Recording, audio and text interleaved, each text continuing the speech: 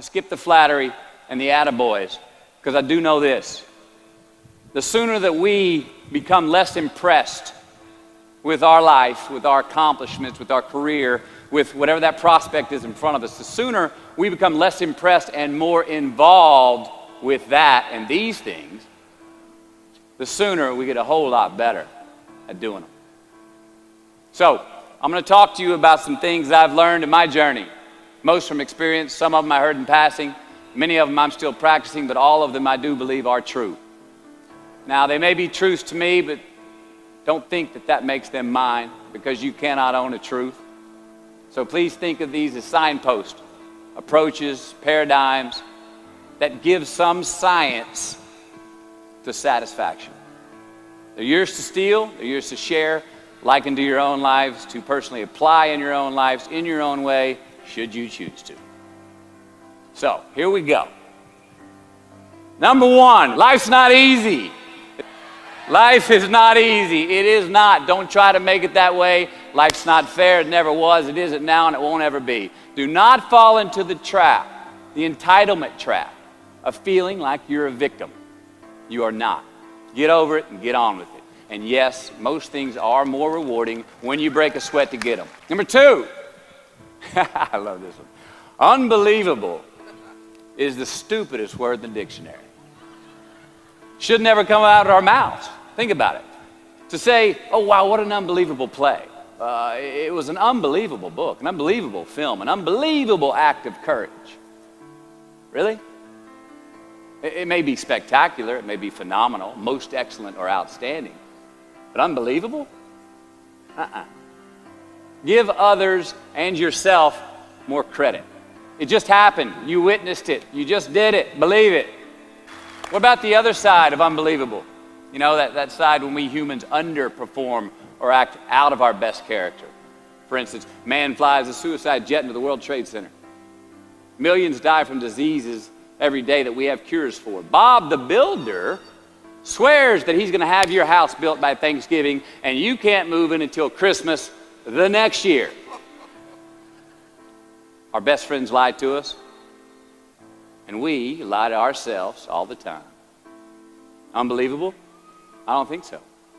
Again, it just happens, and it happens every day. Nothing that we Homo sapien earthlings do is unbelievable. And if there's one thing you can depend on people being, it's people. So we shouldn't be surprised. We, us, are the trickiest mammals walking the planet. I'm not worried about the monkeys. I'm worried about you and me. So acknowledge the acts of greatness as real, and do not be naive about mankind's capacity for evil, nor be in denial of our own shortcomings. Happiness is an emotional response to an outcome. If I win, I will be happy. If I don't, I won't. It's an if-then, cause and effect, quid pro quo standard that we cannot sustain because we immediately raise it every time we attain it. You see, happiness demands a certain outcome. It is result reliant. And I say, if happiness is what you're after, then you're going to be let down frequently, and you're going to be unhappy much of your time. Joy, though, joy is a different thing. It's something else. Joy is not a choice. It's not a response to some result. It's a constant. Joy is the feeling that we have from doing what we are fashioned to do, no matter the outcome. Now, personally, as an actor, I started enjoying my work and literally being more happy when I stopped trying to make the daily labor a means to a certain end. For example, I need this film to be a box office success. You know, I need my performance to be acknowledged. I need the respect of my peers. All those are reasonable aspirations, but the truth is, as soon as the work, the daily making of the movie, the doing of the deed became the reward in itself for me, I got more box office, more accolades and respect than I ever had before. See, joy is always in process. It's under construction. It is in constant approach, alive and well in the doing of what we're fashioned to do and enjoying it. Number 4, define success for yourself. Define success for yourself. Now check this out. I'm in south of New Orleans a few years ago, and I went to a voodoo shop. And they had this wooden partition against the wall with these columns. And in these columns were all these vials of these magic potions, right? And the headings above each potion defining what they would give you were things like fertility, health, family, legal help, energy, forgiveness, money. Guess which column was empty? Money. Let's admit it. Money is king today. It's what makes the world go round. It is success. The more we have, the more successful we are, right? Now, I would argue that our cultural values have even been financialized. Humility is not in vogue anymore. It's too passive. It's a get rich quick on the internet, richest 15 minutes of fame world that we live in, and we see it every day. But we all want to succeed, right? So the question that we got to ask ourselves is, what success is to us? What success is to you? Is it more money? That's fine. I got nothing against money. I don't. Maybe it's a healthy family. Maybe it's a happy marriage. Maybe it's to help others, to be famous, to be spiritually sound, to leave the world a little bit better place than you found it. Continue to ask yourself that question. Now, your answer may change over time, and that's fine. But do yourself this favor. Whatever your answer is, don't choose anything that will jeopardize your soul. Prioritize who you are, who you want to be, and don't spend time with anything that antagonizes your character. Don't drink the Kool-Aid, man. It tastes sweet, but you will get cavities tomorrow. All right? Life is not a popularity contest. Be brave, take the hill, but first answer that question, what's my hill? So, me, how do I define success? For me, myself. Well, for me, it's a measurement of 5 things. We got fatherhood. We got being a good husband. We got my health, mind, body, and spirit. We got career, and we got friendships. These are what's important to me in my life right now. So I try to measure these 5 things each day. I check in with them. I like to see whether or not I'm in the debit section or the credit section with each one. Am I in the red or am I in the black? You follow? For instance, sometimes say my career is rolling. All right, it's way up here in the black, but I see how my relationship with my wife maybe could use a little bit more of my attention. I got to pick up the slack on being a better husband. Get that one out of the red. Or say my spiritual health could use some maintenance. It's down here, but hey, man, my friendships and my social life, they're in high gear, right? I got to recalibrate. Checks and balances. I got to go to church. Remember to say thank you more often. Something. But I got to take the tally because I want to keep all 5 in healthy shape. And I know that if I don't take care of them, if I don't keep up maintenance on them, one of them is going to get weak, man. It's going to dip too deep into the debit section. It's going to go bankrupt. It's going to get sick, die even. So first, we have to define success for ourselves. And then we have to put in the work to maintain it. Take that daily tally. Tend our garden. Keep the things that are important to us in good shape. I mean, let's admit it. We've all got 2 wolves in us. A good one and a bad one. And they both want to eat. The best I can tell, we just got to feed that good one a little more than the other one. Here we go. Number 5. Process of elimination is the first step to our identity. AKA, where you are not is as important as where you are. All right, 1992, I got my first job as an actor. 3 lines, 3 days work in a film called Dazed and Confused. All right. All right, all right, all right. There we go. So this director of that film, Richard Linklater, he kept inviting me back to set each night, putting me in more scenes, which led to more lines, all of which I happily said yes to. I mean, I'm having a blast. People are telling me I'm good at what I'm doing, and they're writing me a check for $325 a day. I mean, hell yeah, give me more scenes. I love what I'm doing. Well, by the end of the shoot, by the end of the film, those 3 lines had turned into over 3 weeks' work, And it was mine. It was Wooderson's 1970 Chevelle that we went to go get Aerosmith tickets in, man. Yeah, it was badass. Well, a few years ago, I'm watching this film again, and I noticed two scenes that I really shouldn't have been in. In one of these scenes, my character Wooderson, I exit screen left to head somewhere, and then I re-enter the screen and to double check if any of the other characters wanted to go with me. Now, in rewatching the film, and you'll agree if you know Wooderson, Wooderson's not a guy who would ever say, later, and then come back to see if you were sure you didn't want to go.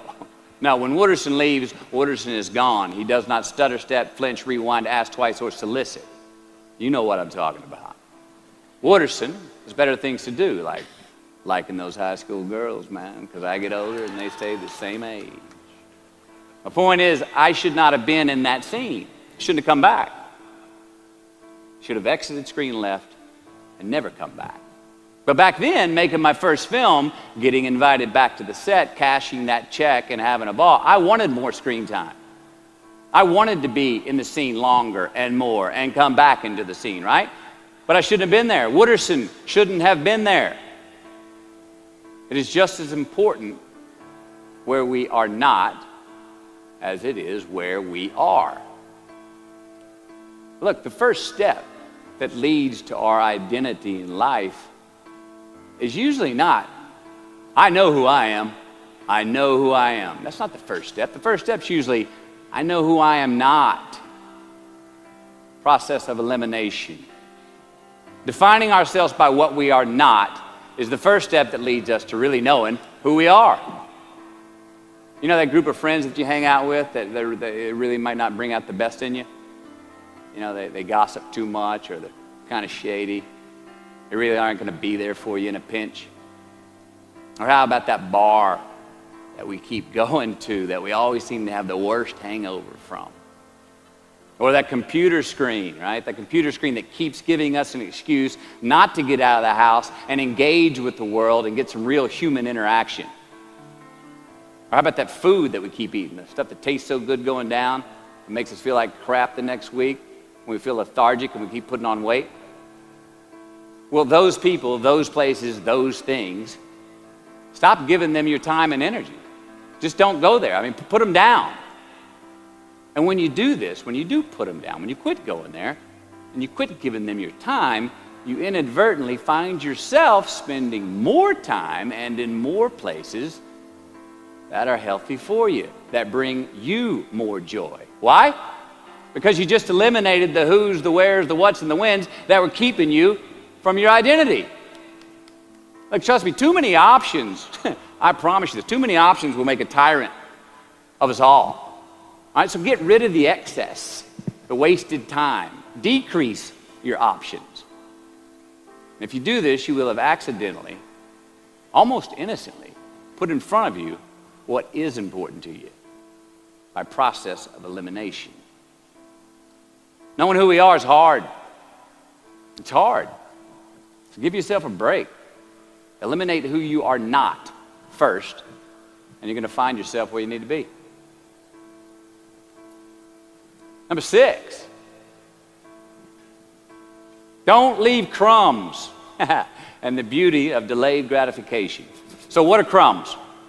Well, the crumbs I'm talking about are the choices that we make that make us have to look over our shoulder in the future.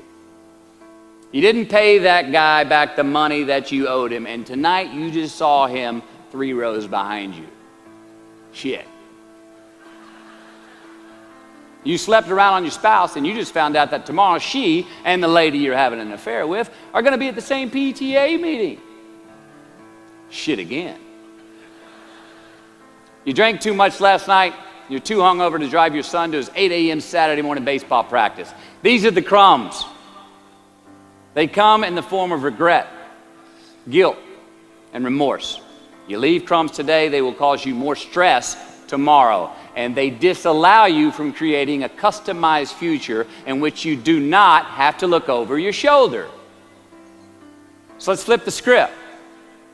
Instead of creating outcomes that take from us, let's create more outcomes that pay us back, fill us up, keep your fire lit, turn you on for the most amount of time in your future. These are the choices I'm talking about. And this is the beauty of delayed gratification. All right, tee yourself up. Do yourself a favor. Make the choices, the purchases today that pay you back tomorrow. Residuals. In my business, we call it mailbox money. If I do my job well today, and that movie keeps rerunning on TV, 5 years from now, I'm getting checks in the mailbox. It's a heck of a deal.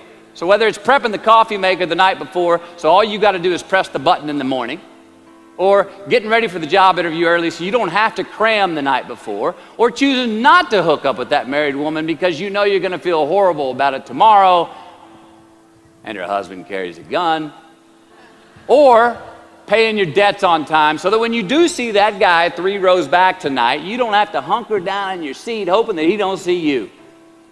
Get some ROI. You know what that is? Return on investment. Your investment. You. Customize your future. Don't leave crumbs. Number 7. Dissect your successes and the reciprocity of gratitude. We so often focus on failure, don't we? When we study failure, we obsess with failure. We dissect failure and our failures.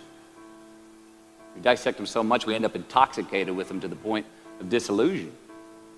I mean, when do we write in our diary? Usually when we're depressed. What do we gossip about? Other people's flaws and limitations. And we can dissect ourselves into self-loathing if we're not careful.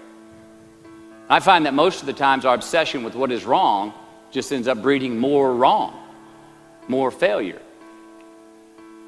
Now, the easiest way to dissect success is through gratitude. Giving thanks for that which we do have, for what is working. Appreciating the simple things we sometimes take for granted.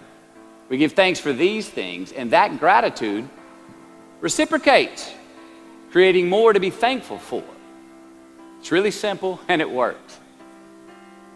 Now, I'm not saying be in denial of your failures. No, we can learn from them too, but only if we look at them constructively, as a means to reveal what we are good at, what we can get better at, what we do succeed at.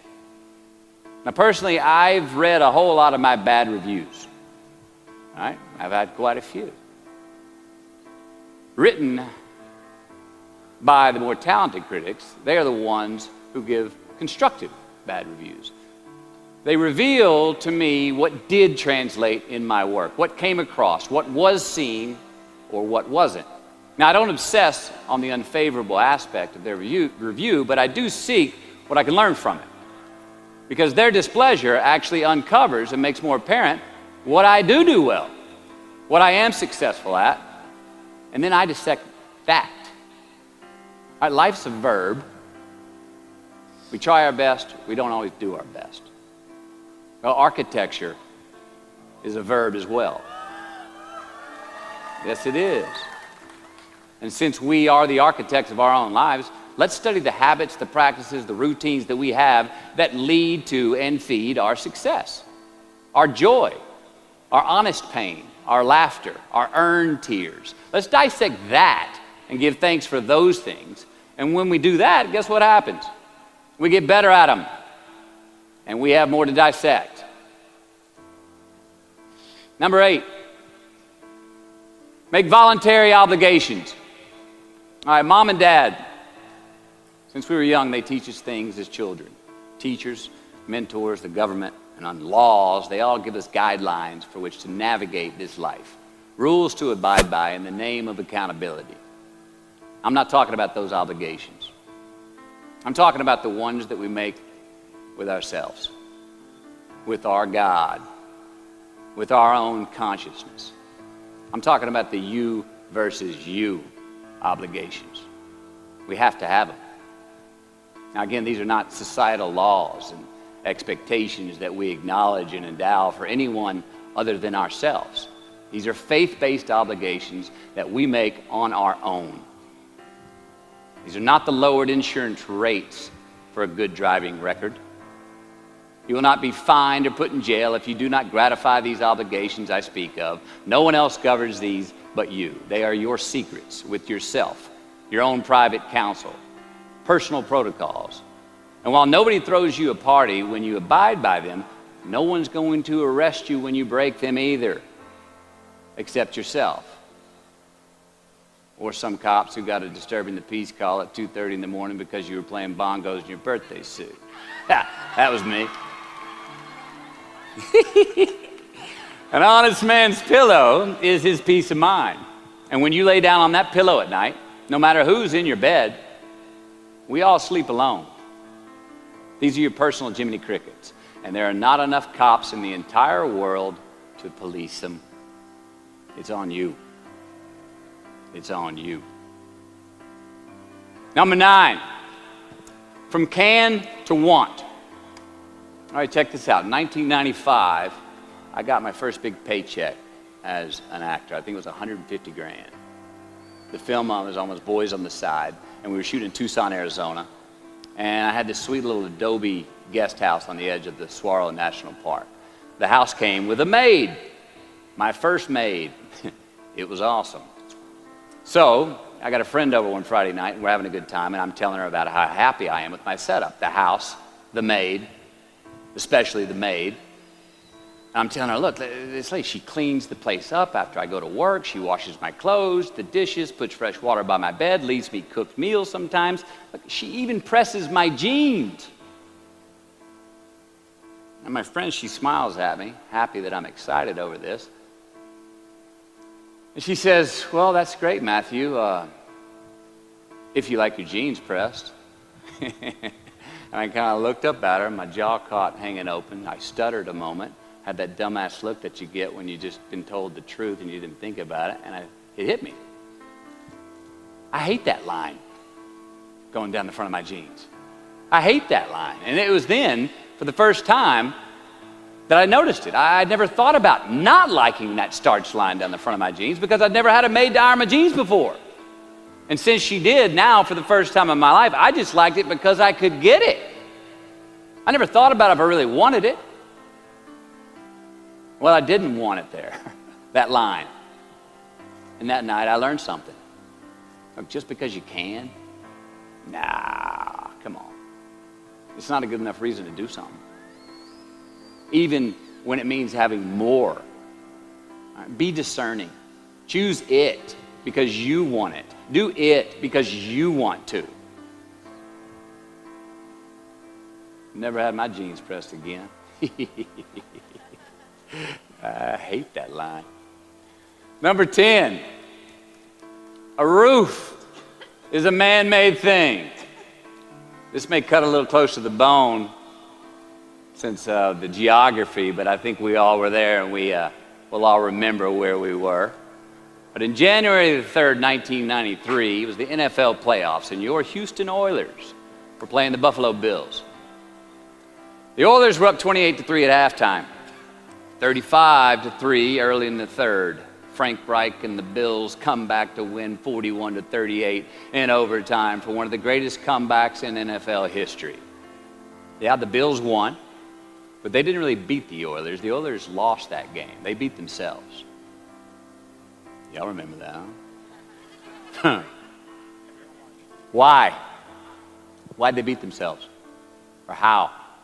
Was it because at halftime they put a ceiling, a roof, a limit on their belief in themselves, aka the prevent defense? Or maybe they started thinking about the next opponent in the playoffs at halftime. I mean, they were up. Then they came out, played on their heels, lost the mental edge the entire second half, and voila, they lost. In a mere 2 quarters, defensive coordinator Jim Eddy went from being called the defensive coordinator of the year and the man first in line to be a head coach next year to a man without a job in the NFL. You ever choked? Nobody has ever choked? I have. You know what I'm talking about, fumbling at the goal line, stuck your foot in your mouth once you got to the microphone, had a brain freeze on the exam that you were totally prepared for. Forgot the punchline to a joke in front of 4,000 graduating students at the University of Houston commencement. Or maybe you've had that feeling of, oh my God, life just cannot get any better than this moment. And ask yourself, do I deserve this? Now, what happens when we get that feeling? We tense up. We have this sort of outer body experience where we are literally seeing ourselves in the third person. And we realize that the moment just got bigger than us. You ever felt that way? I have. And it's because we have created a fictitious ceiling, a roof, to our expectations of ourselves. A limit where we think it's all too good to be true. But it's not. And it's not our right to say or believe it is. We shouldn't create these restrictions on ourselves. A blue ribbon, a statue, a score, a great idea, the love of our life, a euphoric bliss. Who are we to think that we don't deserve or haven't earned these gifts when we get them? It's not our right. But if we stay in process, all right, within ourselves, in the joy of the doing, we will never choke at the finish line.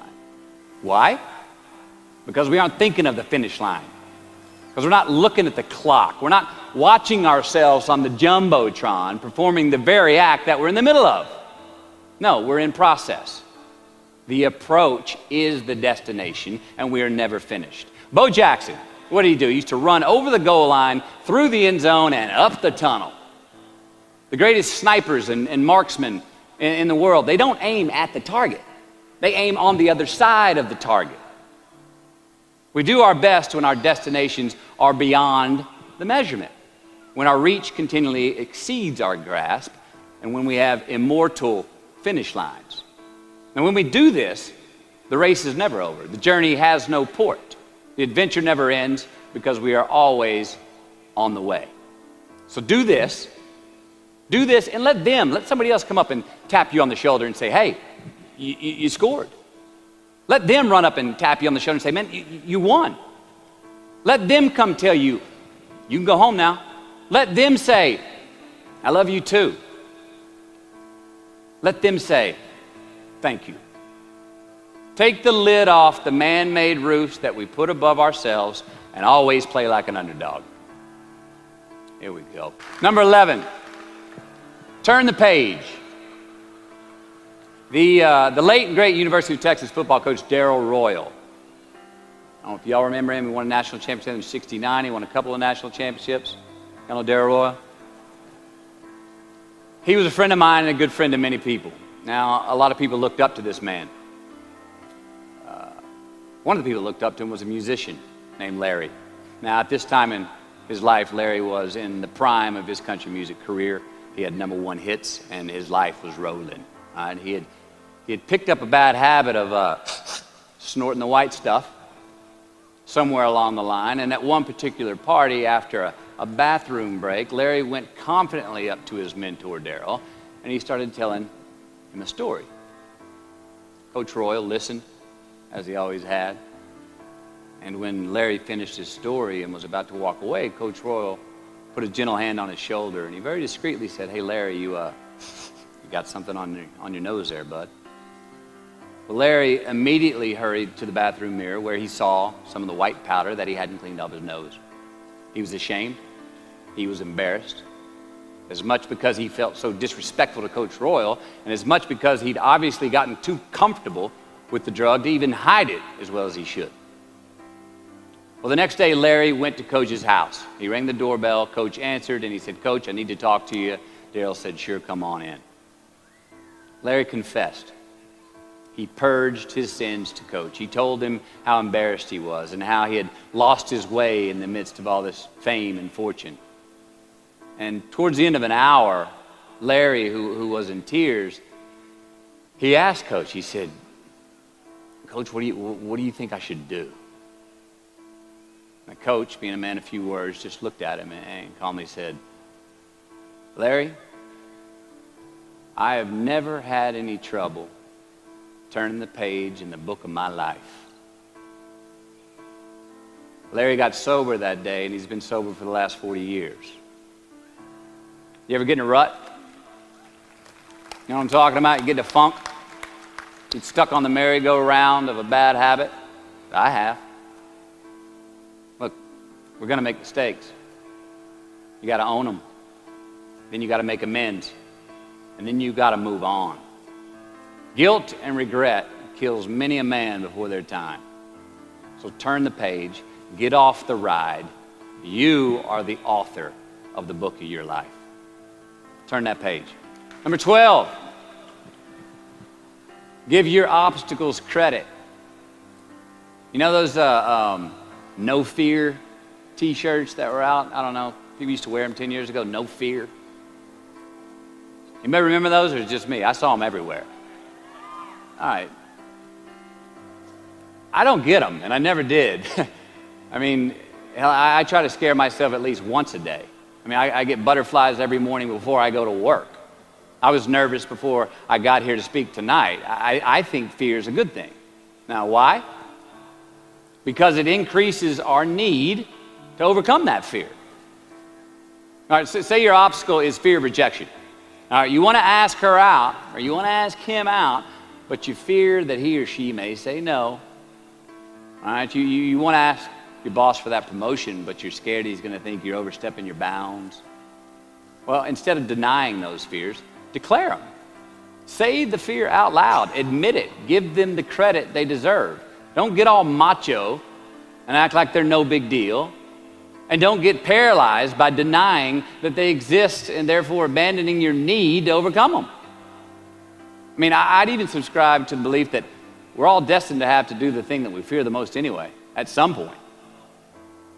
So give your obstacles credit, and you will, 1, find the courage to overcome them, or you will, 2, see more clearly that they're not really worth prevailing over. So be brave, have courage, and when you do, you get stronger, you get more aware, you get more respectful of yourself and that which you fear. Number 13. So how do we know when we cross the truth? 13. Someone was asking, why did I pick 13? That's an unlucky number. Well, I don't know when 13 got the bad rap and became the mongrel of numerology. It's never done me wrong, 13. In fact, 13 has been a pretty lucky number for me, and I want to tell you how. I've always taken these 21-day trips by myself to far-off places where I usually don't know the language and nobody knows my name. They're adventures, one, but they're also a purge. All right, they're a cleanse for me. They're like a 21-day fast from attention, from all the things I have in my well-appointed life. They're a check out so I can check in with me, see how I'm doing, be forced to be my own and my only company, to have a look in my mirror. And we all know what can happen when we do that. Sometimes we do not like what we see. Well, in 1996, right after I got famous from a film I did called A Time to Kill, I headed out on one of these 21-day walkabouts, and this time to the jungles and the mountains of Peru. The sudden fame that I just gotten was somewhat unbalancing. My face was everywhere. Everyone wanted a piece of me. People I'd never met were swearing that they loved me. Everywhere I went, there I was on a billboard, a magazine cover. It was just weird overall. You know, I was asking myself, what's the reality in this and what's the bullshit? Did I deserve all this? These were all questions I was asking myself. Well, who was I was another. Now, there's always an initiation period with these trips, an amount of time that it takes for the place to initiate the traveler, the time it takes to disconnect from the world we just left and become completely present in the one we are traveling in. Now, for me, that initiation period usually lasts about 13 days. 13 hellish days until I am out of my own way. Well, it was the night of the 12th day of my 21-day trip. I'm settling into camp. I'd already hiked 80 miles to this point, and I had a 3-day trek ahead of me to Machu Picchu. And I was full on sick of myself, wrestling with the loss of my anonymity. I was guilt-ridden for sins of my past. I had a lot of regret. I was lonely, disgusted with my company. mine. Grappling with these demons on this night, I couldn't sleep. All of these badges and banners and expectations and anxieties that I was carrying with me, I needed to free myself from them. So I stripped down to nothing. I took every moniker that gave me pride and confidence, all the window dressings, the packaging around the product. I discarded them all. I got rid of my lucky and faithful American cap. I stripped off all my talismans from adventures past. I even discarded my late father's gold ring with an M on it that he gave to me. And it was a meltdown of he and my mom's class rings and gold from my mom's teeth. I even got rid of that. I was naked, literally and figuratively. And I got sick. I felt clean. I felt free and light. Along a muddy path on this walk, I turned a corner. And there in the middle of the road was this mirage, this magnificent pinks and blues and red colors that I'd ever seen. It was electric, glowing and vibrant, just hovering just off the surface of the jungle floor as if it was plugged into some neon power plant. I stopped, I stared, there was no way around it. The jungle floor in front of me was actually thousands of butterflies there in my path. It was spectacular. So I stayed a while. And somewhere in my captivation, I heard this little voice inside my head say these words. All I want is what I can see. And all I can see is what's in front of me. Now at that moment, I had stopped anticipating what was around the corner. For the first time, I stopped thinking about what was coming up next. What was up ahead? Time slowed down. I was no longer in a rush to get anywhere, and my anxieties were greatly eased. A few hours later, I returned to camp. Even the local Sherpas I was traveling with, they noticed calling out to me, "Sois luz, Mateo, sois luz," which means you are light in Spanish. See, I forgave myself that morning. I let go of the guilt. The weight that was on my shoulders was lifted, my penance was paid, and I got back in good graces with my God, and I shook hands with myself, my best friend, the one that we're all stuck with anyway, ourselves. And from that morning on, the adventure was awesome. I was present, I was out of my own way, I was not anticipating next, I was embracing only what was in front of my eyes and giving everything the justice that it deserved. You see, I crossed the truth that morning. Now, did I find it? I don't know. I think it found me. Why?